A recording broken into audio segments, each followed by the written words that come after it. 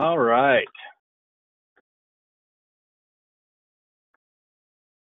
For those of you that are here, why don't you go ahead and type something in so I know that you can hear me?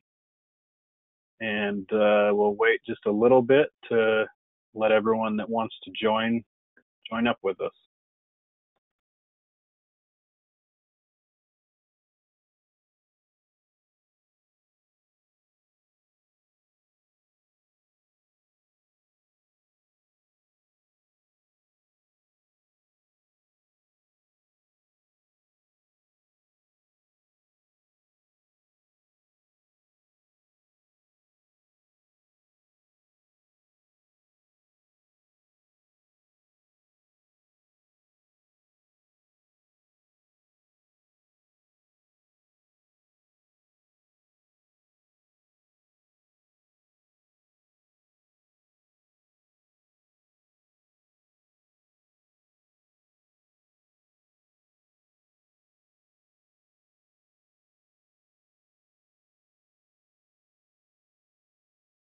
All right. Thanks, Ida.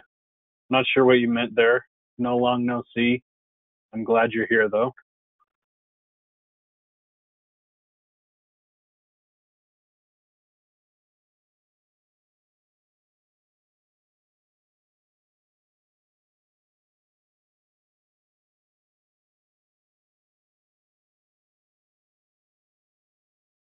Anyone else? Let's see. Vernon, can you hear me?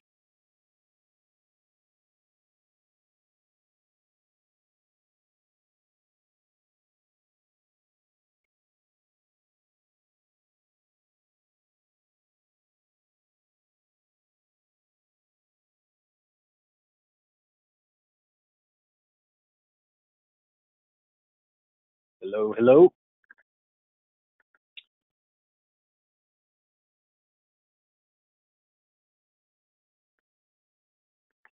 All righty. Well, let's go for it. You guys can see my screen. Should be able to. If not, then put up a big fat no in the comments. As you can probably hear, this isn't Kevin. I am a registered investment advisor with Hurley Investments. I work with Kevin, and he asked me to take over the webinar today. My name is Keve Bybee. I have done this a time or two.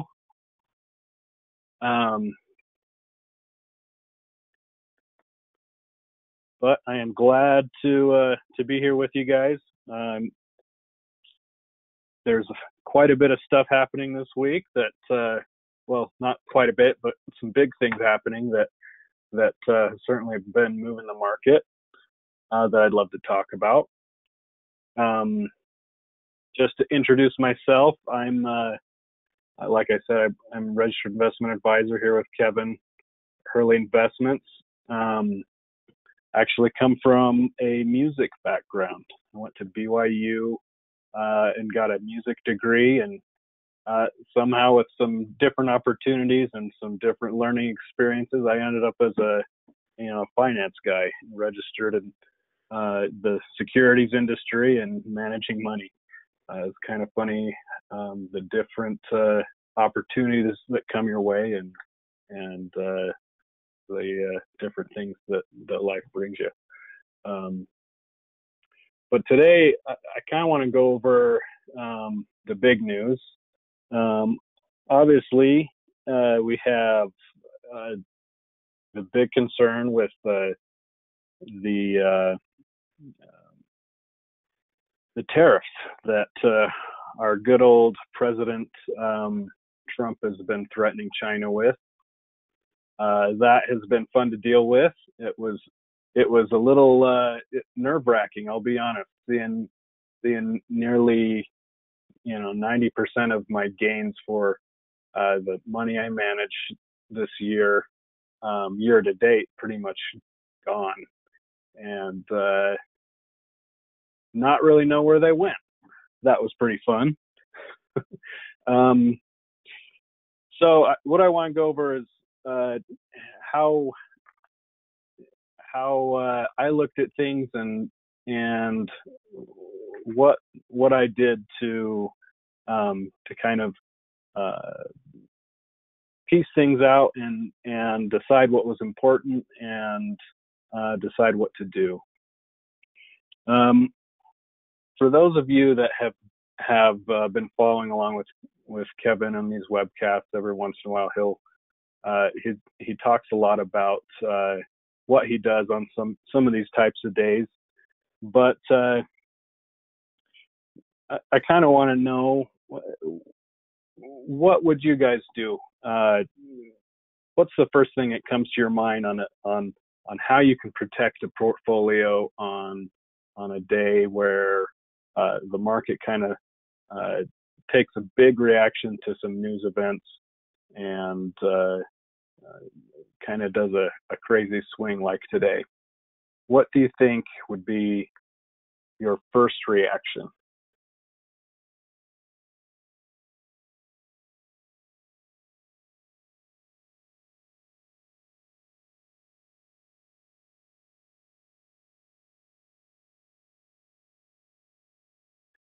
Lance typing in here.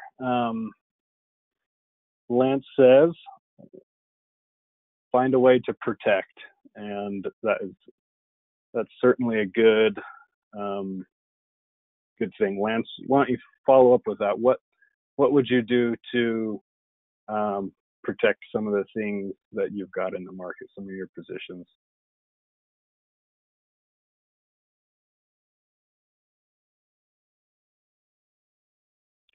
And he says, selling calls.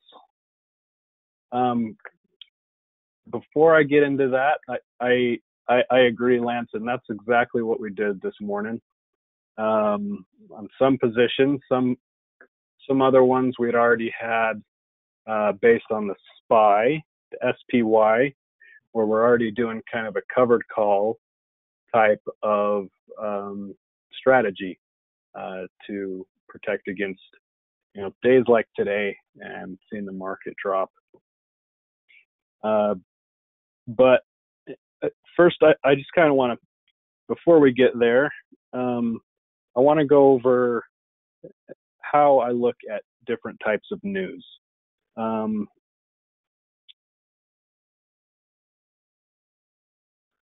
So what I want to talk about, how do I guess I don't need a capital there.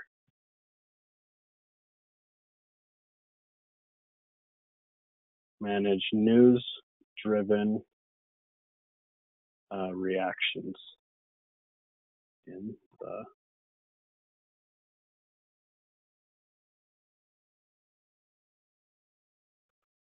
market.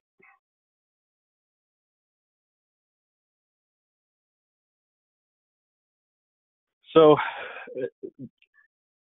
the first thing I look at is what type of news is it? Obviously, we have more specific news on individual stocks. We have,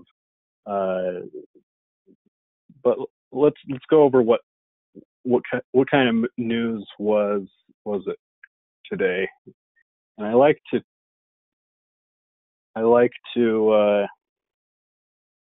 call it fear news. What fear news is? Well, this is when we can't really put a number on things. We know that something like the trade deficit with China and a trade war fears, we obviously know there can be some negative impacts going down the road. And I'll get more into obviously how it impacted today's trading. But one thing that I like to think about is there a number that we can put to fundamentally how this is going to affect our stocks, how it's going to affect the stock market, how is it going to affect individual stocks, like some of the holdings we have in Apple, those types of things. And the problem is we really don't know. We don't have a specific number that we can price into this type of reaction, because we don't really have all we have are tweets and news from Trump. We have threats, basically.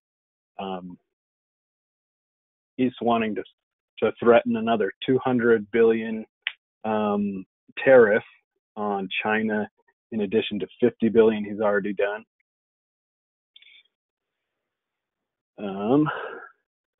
But the problem is we don't really know exactly what specifically is going to be targeted and how that all plays out. So no number to price into the market. So the market makes a reaction. Obviously, it's bad news, so it really doesn't know. Investors don't really know what to do. They just react. They start selling. They'll maybe sell some portion of portfolios. They'll, there's all those things that happen, right? So what other types of news are there? Just for the sake of, I guess, helping us understand what I'm talking about. Another one I like to think of is fundamental news.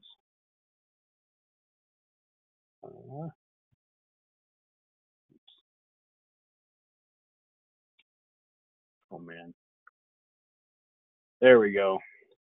Thank goodness for spell check. Fundamental news. This is where we can actually kind of put a number to something. So I'm going to throw it out to you guys. What are some things, news events that typically happen that we can usually price in a number, either into individual stocks or the market as a whole? What are some of those things?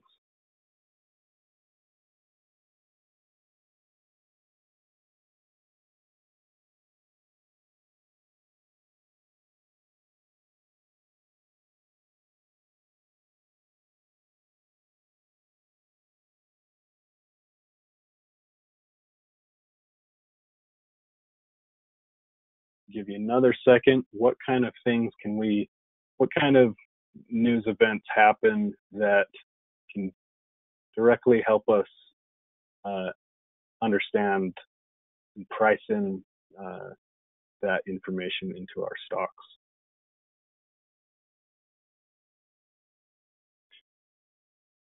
Lance says earnings. Earnings events. I should say reports. Earnings reports. Those are always the biggest. I know you guys have hear us talk about it all the time. What we do for earnings. So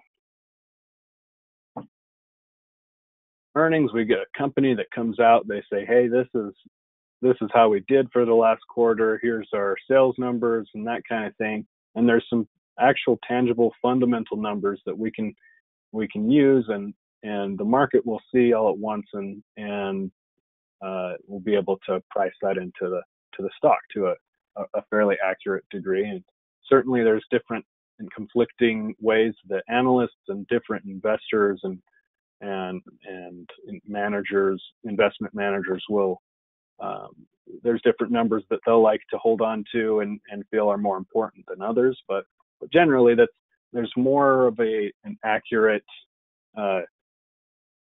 fundamental line item things that we can price into the stock. Contrast that with the fear news that we talked about, where there really isn't anything. It's just all of this stuff could possibly happen, and it might be pretty negative. So seeing the portfolio down this for a lot of the gains gone for the year this morning. Luckily, a lot of it had come back, and that's always nice to see, of course. But the thing that I always have to think through is, what if I do something to protect, um, be it an ETF, like an index, like the SPY that follows the market, or if it's a individual stock. Um, if I go out and protect, what are the chances that things are going to swing back and go back up, right? So obviously, I'm always in the mindset of I want to definitely make something up on the way down. I want to protect people's retirement accounts and other cash accounts. And that's my job. And so going back to obviously the trade fears, it's because of the fact that it's so difficult to really price the trade war fears into different stocks and into the market. I really don't want to necessarily go out and buy puts and just, or we like to refer to it as insurance. I don't really want to necessarily do that, because since it is a negative news that we have to deal with, and or see what we might be able to do to make something up on the way down. Even though that's the case, the chance that good news might come tomorrow or later down along the week, or next week, easing some of the fears. I got to weigh those different things and know that might come as well. So going back to what Lance talked about of selling calls, and Lance, I assume you're talking about calls in the form of covered calls.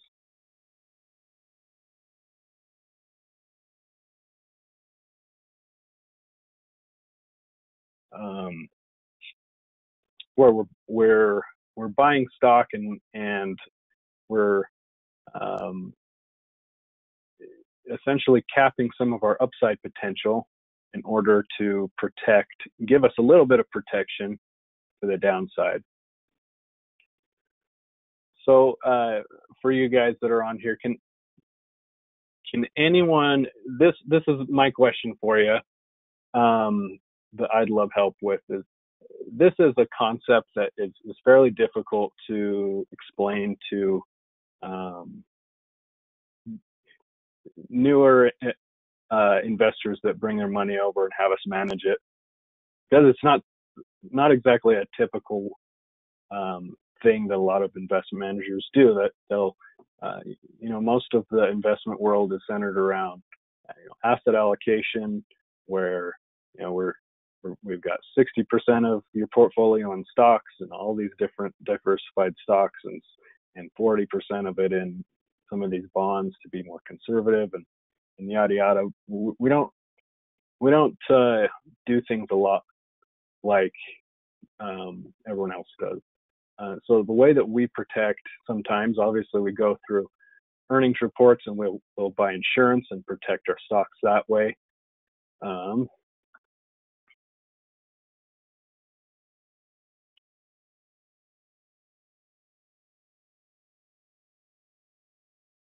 But my question to you is, what would be a good way to explain covered call to someone that's kind of new to the concept?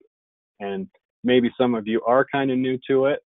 So if that's the case, then shoot me a yeah, I'm new to it in your chat log there, or if you can give me a fairly simple explanation of what a covered call is in your own words, I'd love to hear it.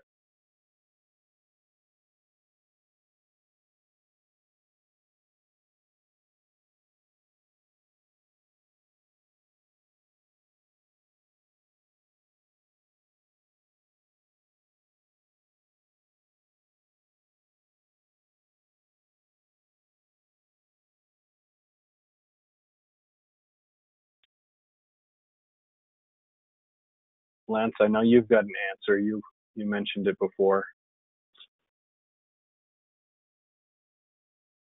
Ida, Vernon, Bill, you guys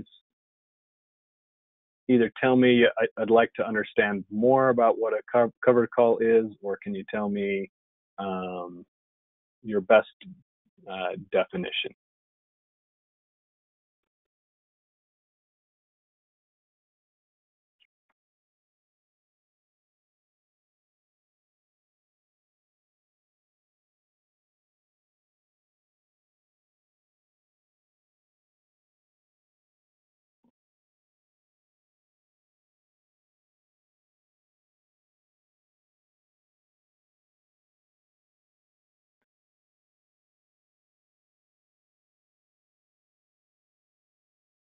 All right, thanks, Lance.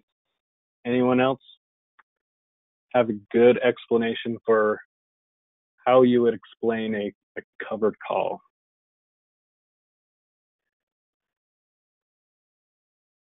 Covered call,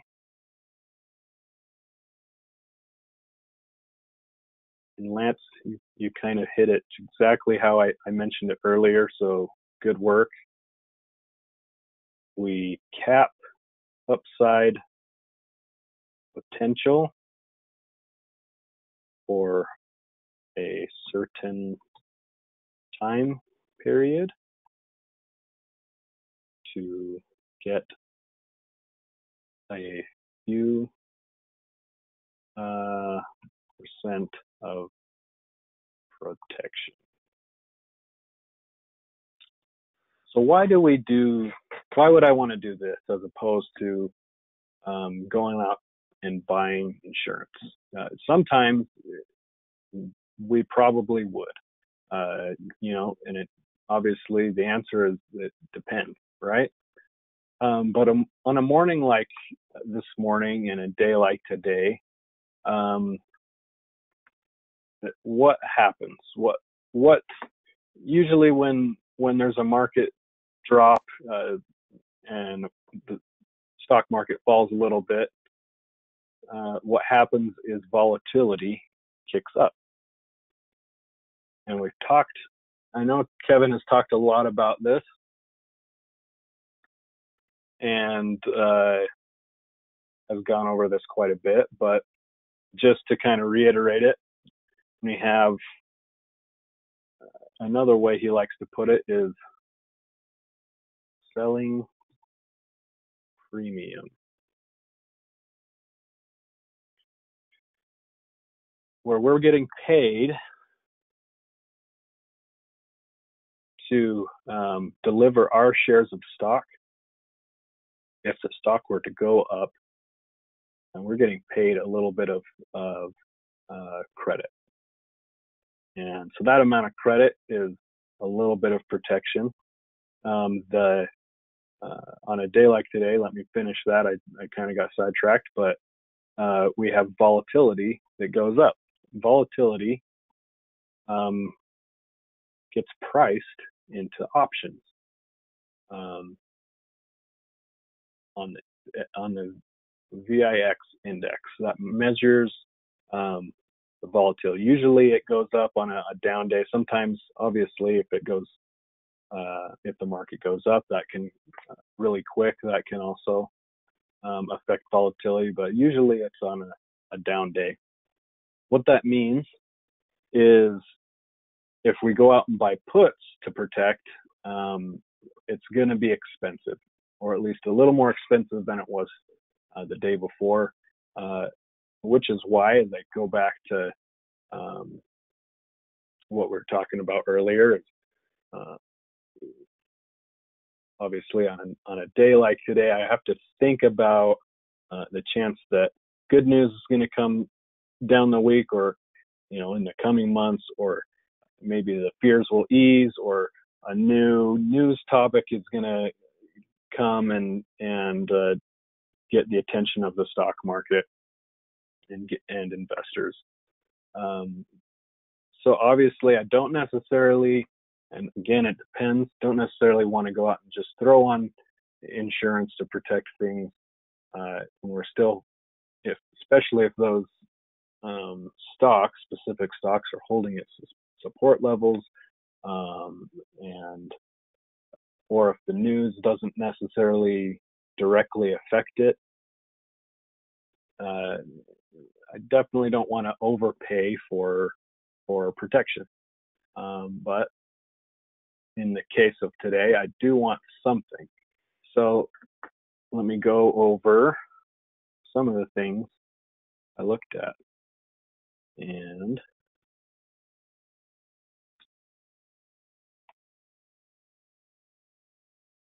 first one is over Apple.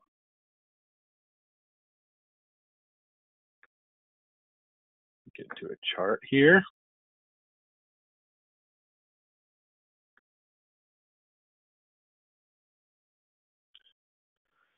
So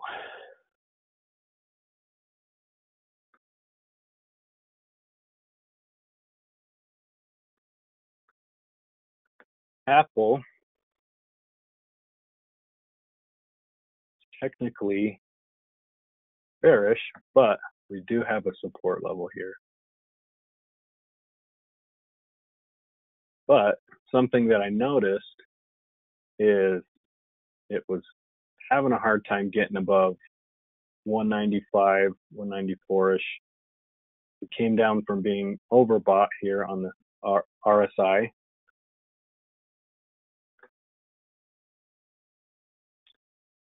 We do have a support level right here. You can see it kind of bounced right off of it on the 50-day. Might go ahead and test that again, or I guess test it a little closer. But what I did,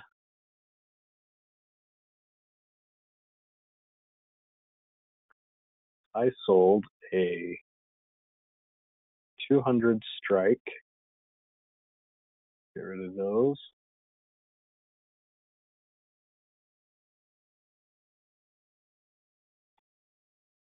Short call. Excuse me, to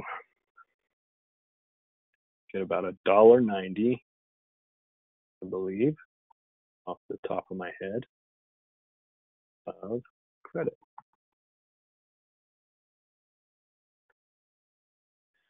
So what that means is, because I'm looking at this, and I'll go over why why I'm kind of stressing on the technical charting right here.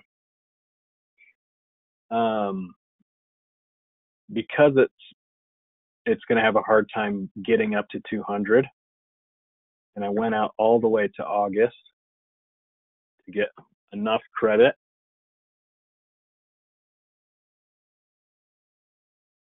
where it'll expire in August. If it doesn't get above there, that 200 support, or excuse me, that 200 resistance level, big round number, that's going to be getting closer on where Apple is getting to that first company as a $1 trillion market cap, which is obviously kind of crazy, but that's where it was headed. And that's going to be a tough resistance level to get above. So I looked at things this morning and thought that let's take advantage of a little volatility where the short calls are going to be worth a little more. Yesterday, a 200 short call was not worth $1.90. It was worth much less. Obviously, as time goes on, that benefits us a little bit. And if Apple goes down or keeps going down a little bit, that's going to give us a little bit of protection where we can make a little something up on the downside. Another one we did was Disney.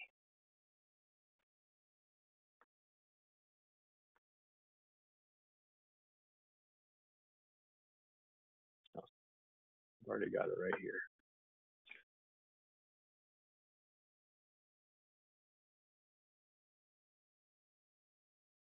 All right, Disney. Disney was headed up we had here's my highlighter, a big bounce off of the 200 day at a big support level here. But let me throw this to you guys.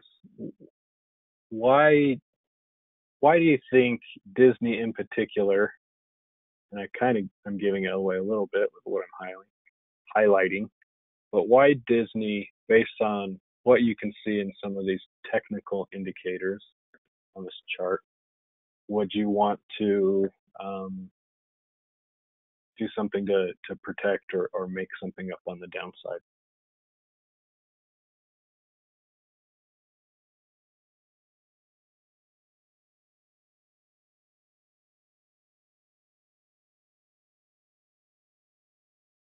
What do you see in this chart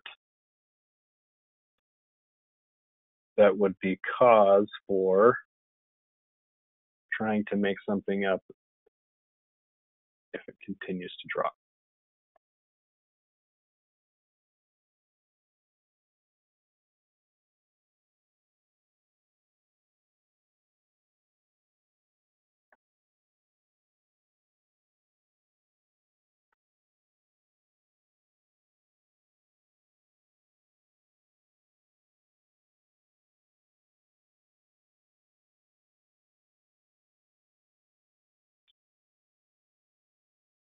Let me just highlight this.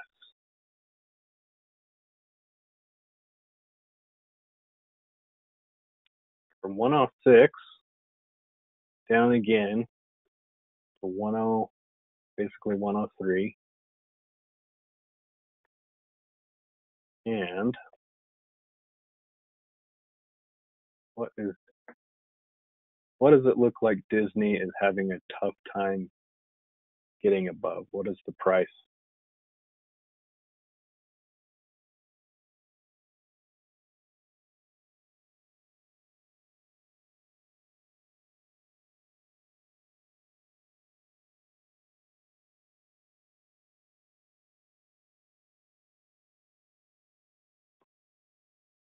$110 is going to be our big resistance level. Hit it here, hit it right here,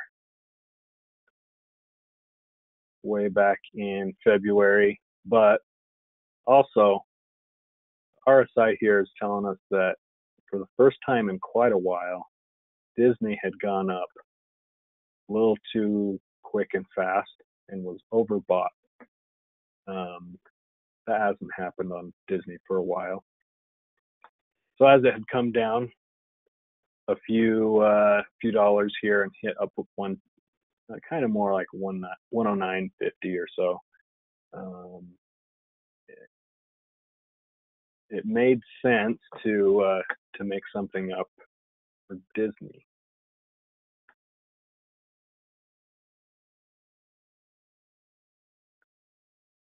For Disney,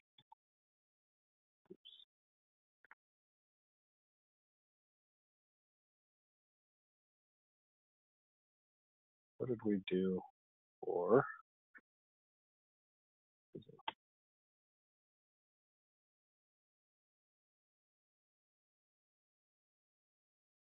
We went to 110. Excuse me, 109.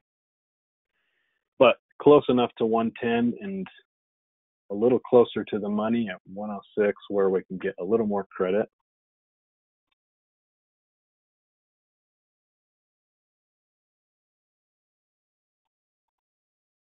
$109 strike short call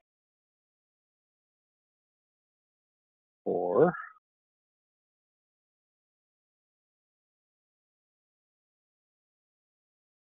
I believe off the top of my head, we got $1.08 for it.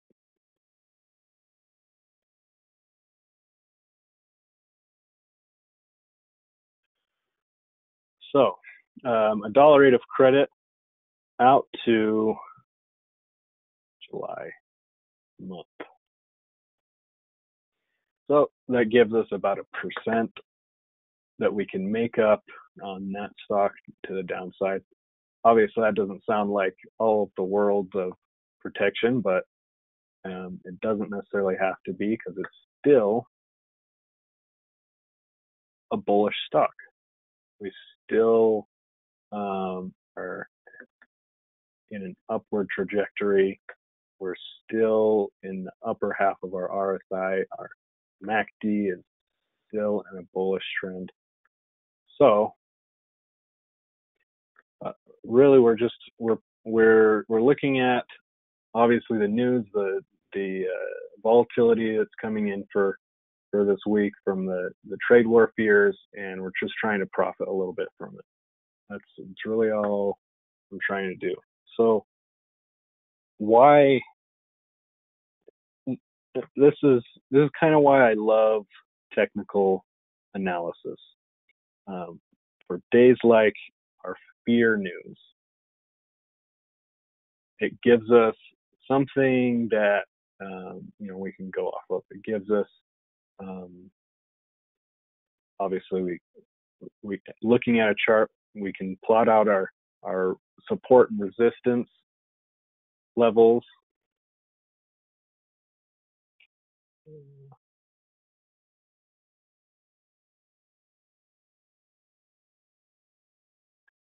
And see where big money is moving, where the institutional investors are setting their limits on where they're selling stocks and where they're buying and all those things. It gives us a good idea of what they're up to and what we can expect. Another good example, and this will just be a quick example of maybe why we are holding off on another stock, on Bank of America.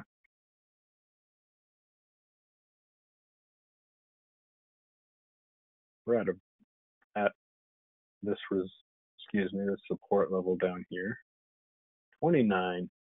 Pretty much been a key support level throughout the whole year, really.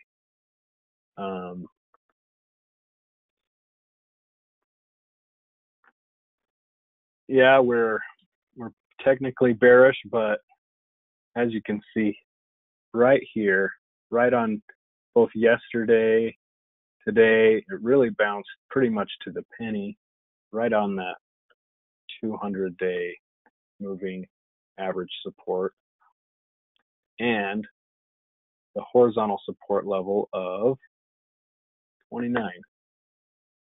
So that gives us a good idea that, big institutions with all sorts of money is coming in and saying, I know that, that we got some crazy things happening in the market today. I know we've got some fear and some concerns, but we are setting our buy orders down here where we don't want to let this stock in particular go below that certain support level.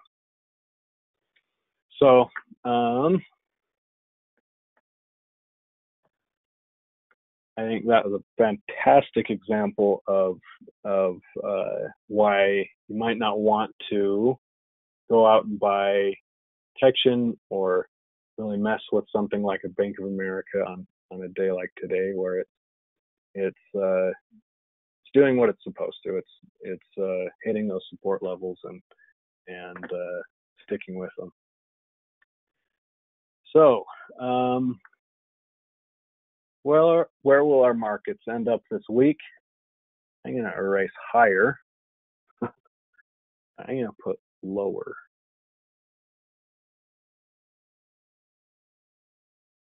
But let me go over real quick what I'm thinking about that. S&P 500. Oh, we'll do that one. Let me get the Dow in here.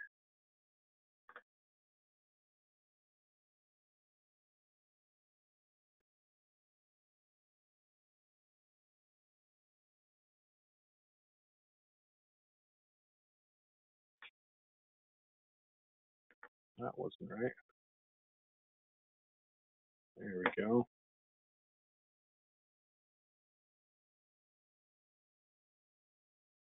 All right. What do you guys notice on our chart from the Dow?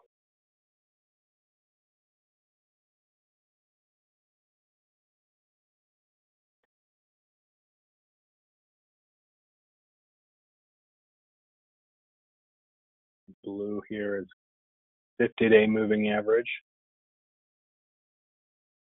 Oh, and we got some questions.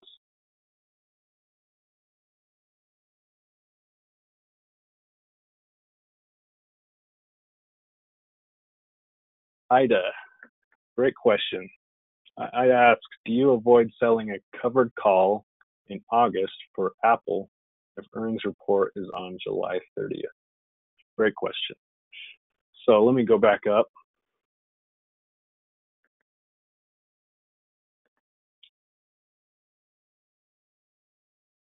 That is definitely something I thought of and a concern that I had. But it was close enough where I thought that in the meantime, I would rather be making up some of this difference back down to 180, 181. And the good chance that before that point, before earnings, Apple won't get above 200, that we could make a little bit of credit there. Obviously, once we get closer to earnings, the story will change. It may be, if it makes a run up, it's something that I'm definitely going to be watching. And I definitely want to make sure that if it goes up, that I can take those off and just buy it back for either a small profit or even a small loss, hopefully. But not necessarily. I definitely think I would want to be out of a covered call for Apple because I don't want it to be capped. This was really more of a what's going to happen in the next few weeks, month, where I would rather err on the side of caution and try and make something up to the downside. Does that answer your question, Ida?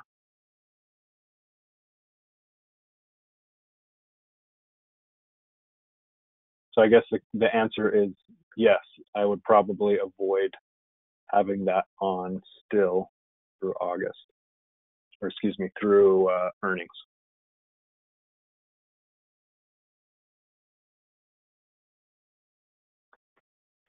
Great question. The Dow did a nice bounce right on our 50-day moving average. It did that obviously today, a couple weeks ago rather, and looks to be a decent level of support.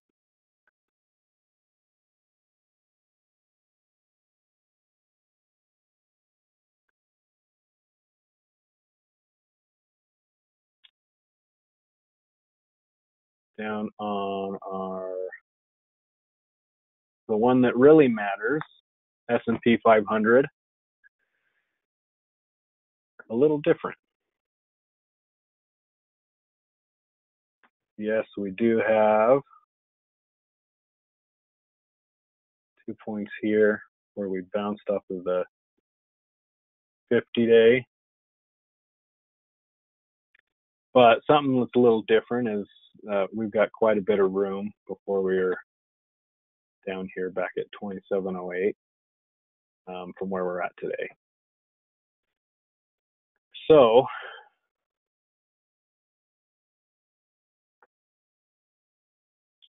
erase here.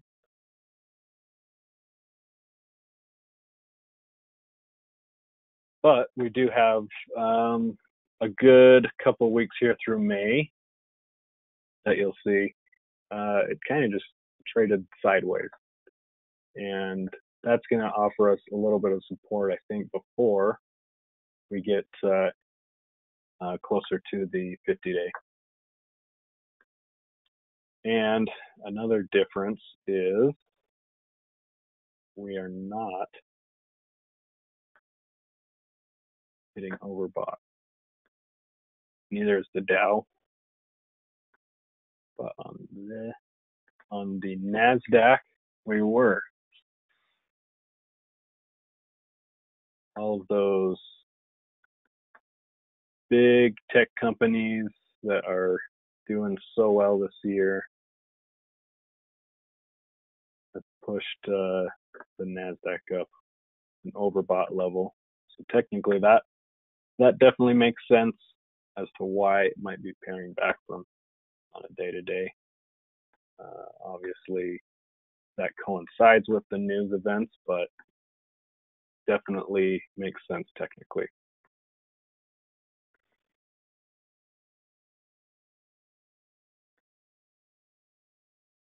So, I don't want to ramble on too much about those,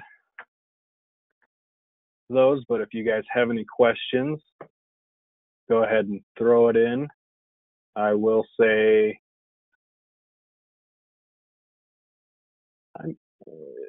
actually, let me know what you think, where our markets are going to end up this week.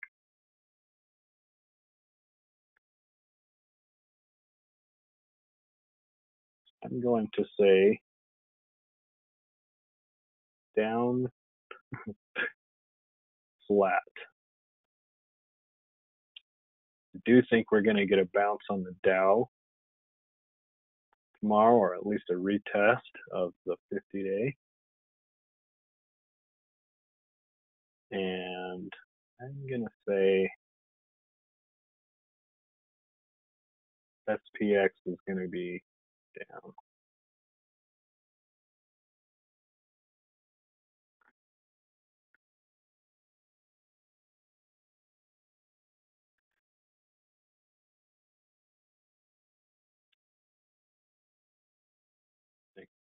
NASDAQ is going to test 7,600 support level.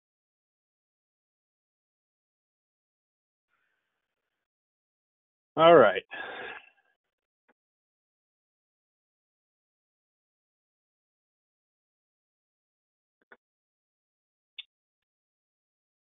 We're at June 19th, 2018. Where are we going to end in June? I think we're still on track for a negative 2%. Part of what was interesting today is the Dow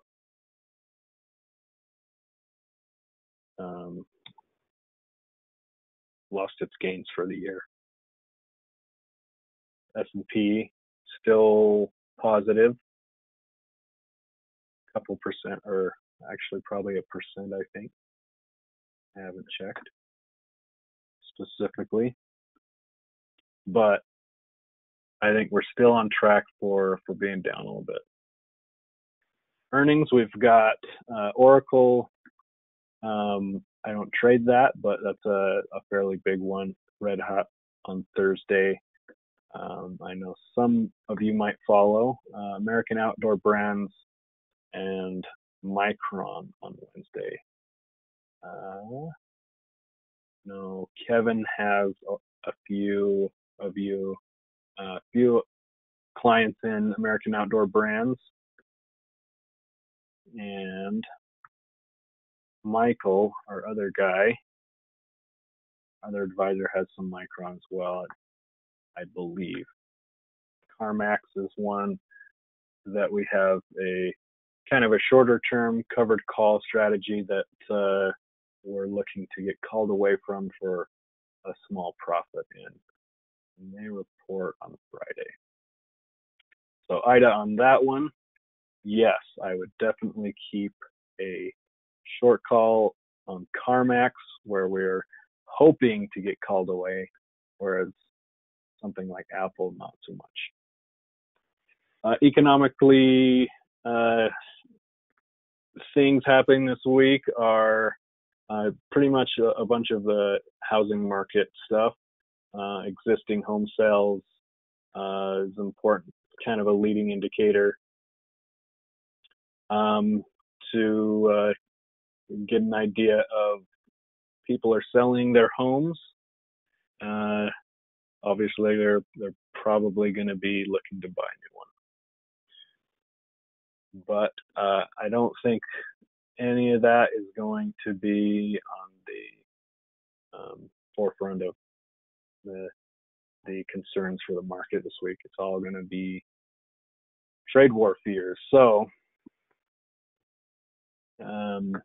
couple of international things, not probably GDP for France is a fairly big one. Nothing that I see would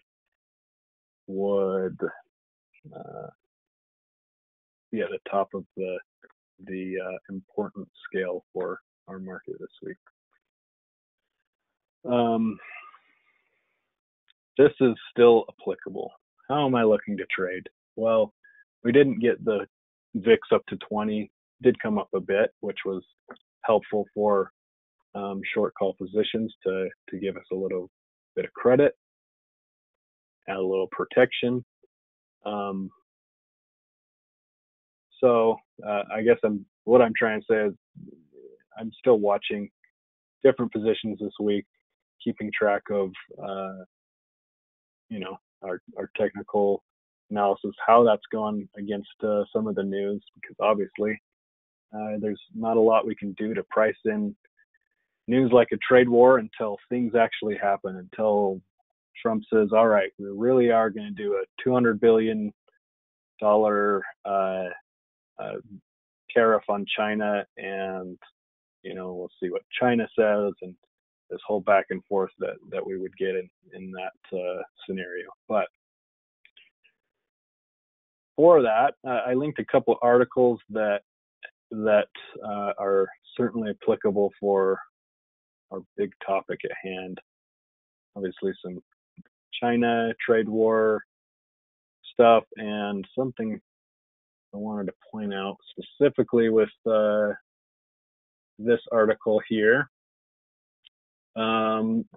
Goes through Apple and how they might be affected from a trade war, but goes over some interesting stuff. Just to quote a piece here, each country that adds a link in the chain, he's referring to iPhones and different countries that supply different parts, whether it's South Korea providing some of the parts, it goes over Samsung Electronics, etc. Different countries adding their little bit. South Korea, Japan, Singapore. Those parts go into China. They get assembled in China for those iPhones, but each country that adds a link to the chain also adds a little value to the final product. But those intermediate contributions are rolled up into the final report value that was tallied when the product reaches its final destination. As a result, much of that $70 billion U.S.-China cell phone trade deficit really comes from other trade partners, such as South Korea, Japan, Singapore. In other words, China is getting the slap on the hand, so to speak, for all of the value that's added into the process of making iPhones that comes from a lot of these other countries. Anyways, that one was interesting. I'd recommend going through that, and they talk about a services surplus that the U.S. has with China. Another good one on just simply explaining, I guess, the scenario with what Trump might be using the threat of tariffs to negotiate for. Something I think that's funny with Trump is he likes to talk big and make big claims and make big news headline claims on his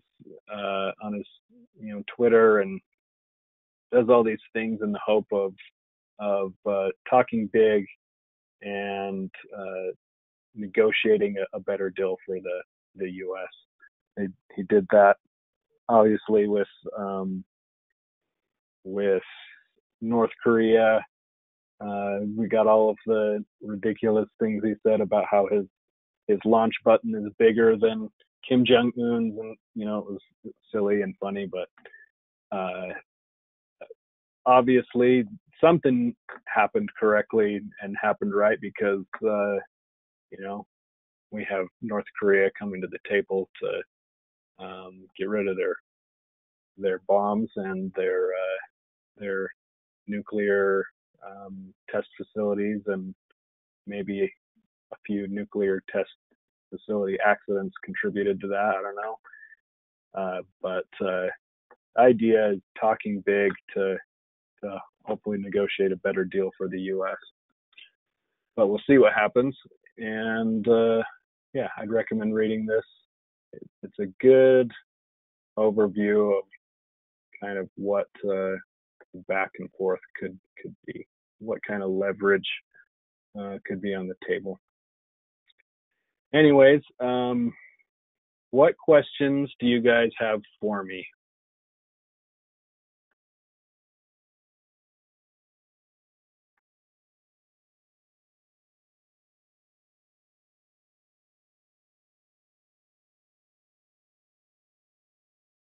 I appreciate you listening in and hearing me ramble on. Hopefully I could give you some insight on I guess how it is to be in my seat. Obviously I'm still human, and we go through our own little things that we have to deal with as advisors on a daily basis to help people. And hopefully I gave you some ideas as to how to compartmentalize the different things that you would go over, and looking at news and figuring out the best approach to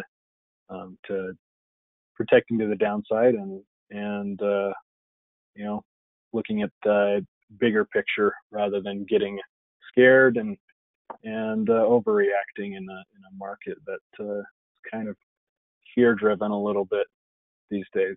But guys, if you don't have any questions for me, again,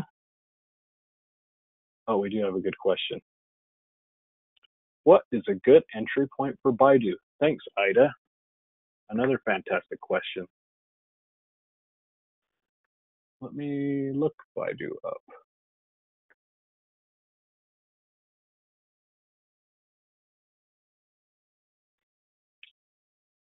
Now, obviously, that's a tough one. But what I might be looking to do for Baidu, I don't manage any money in Baidu because I don't have any people rich enough to get into it. But if you're looking towards it, I would probably wait a little bit. But an option would be to sell a short put with the idea that if you have enough cash and you are obligated to buy at some point at a lower price than we have today, it would be something where if it went up a little further from where it's at, and you'd make some money, and if it went below, you'd get into it at a lower price and get paid to do it.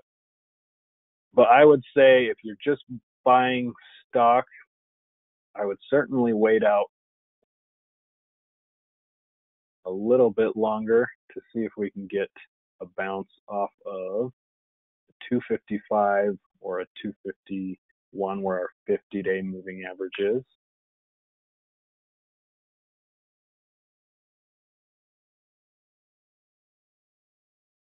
but I definitely wait, and even today, you saw we have a fairly decent support level at 260, 261-ish. And there's just really one other day that I see of right there, where we bounced off of it, came down and closed around the same spot. I would say I would be waiting more for a 255. We had some resistance here that it broke through. So that's past resistance is going to be support there at 255 at least. And if it breaks through that, it's going to probably test 50-day, if not the 200-day. So I would sit tight there. But to answer your question, it depends. A good price is a lower price than today. So I would wait to confirm either a 255 or confirm, wait to see if it bounce on a day where it would hit a 251 50-day support level. If it doesn't, wait to see if it bounces on a 245, 41 on that 200-day. That's what I would be looking to do. Is that helpful in any degree?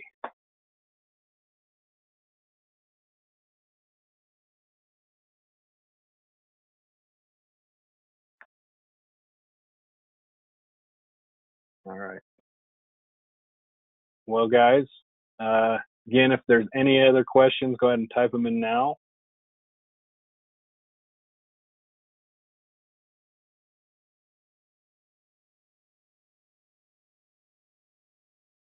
If not, again, I appreciate you listening in and letting me ramble on and talk about the market.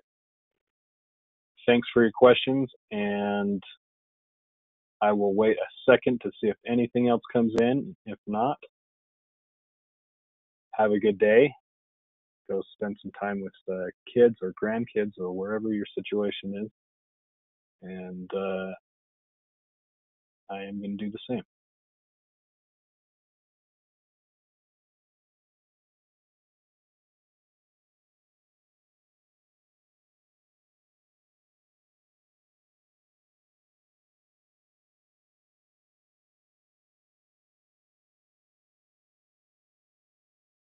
All righty, guys. Take care.